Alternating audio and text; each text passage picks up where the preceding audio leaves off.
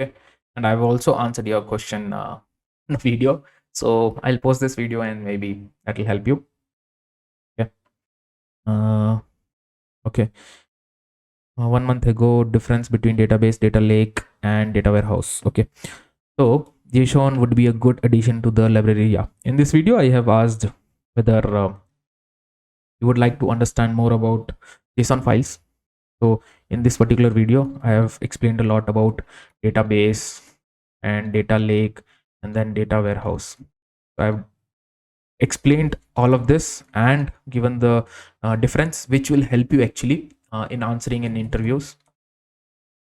This will help you to answer in interviews. Okay, so answering an interview, this will help. So in this itself I have asked if you want to learn something else part of this explaining itself. So I said whether you would like to learn about JSON files. So yes, JSON would be a good addition. That is what I would personally say. Thumbs up and a heart. I will make the video. Okay, other videos are not visible. Okay, let's go here and let's see. This is a data validation video. Okay, here other. If you achieve a 100% hike within 3 months, you'll get a full refund.